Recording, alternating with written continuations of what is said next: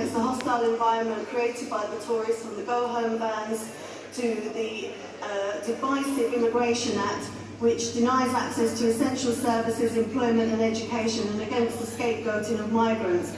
Whilst the Tories block people fleeing persecution, climate poverty and conflict from entering the UK, they're also trying to remove people who spent the majority of their lives here, people who were invited to the UK from the Caribbean to support the post-war recovery. In the 1950s, the Social Security Department went to Caribbean countries to directly recruit people to come and work in the UK to deliver essential services such as on public transport and in the NHS.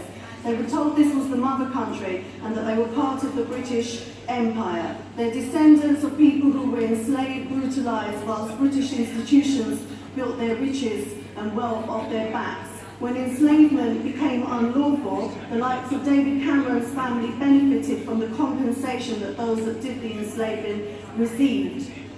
People who came to work faced no blacks, no Irish, no dog signs when they tried to rent rooms, and colour bars when they tried to get jobs. This year marks the 50th anniversary of the Race Relations Act 1968, which introduced for the first time employment and housing and trade union membership. It's also the 50th anniversary of Enoch Powell's horrific Rivers of Blood speech. But yet, people came, they worked hard whilst having to combat racism and contributed to all aspects of British society. Many came as children on family members' passports. They've raised their children and their grandchildren here and now are criminalised by virtue of their immigration status according to the UK because they were not naturalised.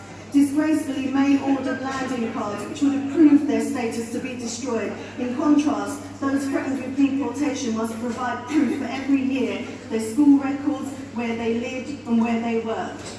For several years, in my role as the co-founder of Barrack UK, I've been supporting those impacted and campaigning against mass deportations, people who are snatched, detained, kept in inhumane conditions, chained and restrained and taken on secret flights, dumped with the stigma of deportation and criminalisation upon them, and left destitute and alone in countries they don't know, dependent on charity for survival. Whilst we commend The Guardian for highlighting the plight of some of those impacted, I wrote for The Guardian in 2016 about mass deportations.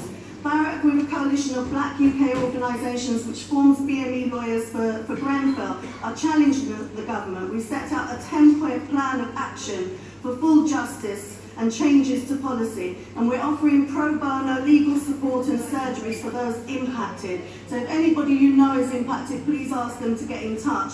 Amongst those threatened with being deported that I have supported, I want to give you a few examples to just show how horrific it is. Our elderly people whose multiple generation families are British. The grandmother who in the final stages of naturalisation told she could no longer stay in the UK because her British husband had just died. Yvette, whose mother, whose 4 children and 8 grandchildren are British, told that she doesn't have enough family ties and placed on a charter flight to Jamaica. John separated from his 6 young children and stepchildren and told he can parent by Skype.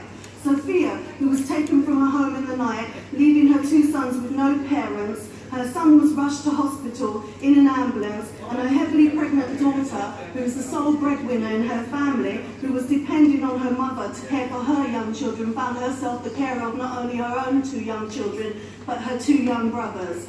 Amongst those being deported are young black men who, under Operation Nexus, are deported because they've been repeatedly stopped and searched.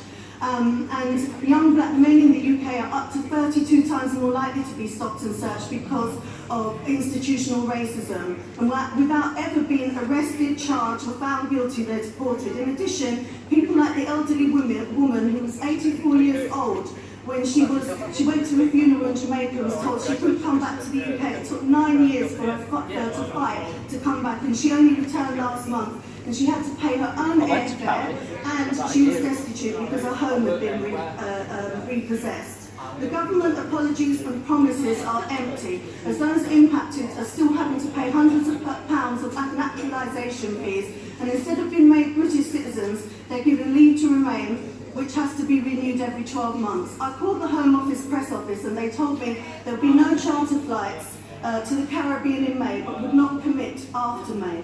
I served an FOI request on the Home Office to call for to find out how many removals have taken place since 2010, and I'm now told that they may cite public immunity as a reason not to answer those questions, but the truth must and will come out, and that's why we've called for a public inquiry in this motion. There must be full compensation for losses, trauma and injury, and there should be no deportation until there's a clear, just policy in place. Yet in the last 2 weeks I've received reports, this is my final point, of charter flights going to Jamaica, Nigeria and Pakistan. We urge you to share my petition that's mentioned in the motion, that's gained 5,000 signatures, but we need more to keep up the pressure. And lastly, we call for you to support the campaign for a National Windrush Day, which isn't new, but given what's happening, this horrific human rights injustice, we must honour the contribution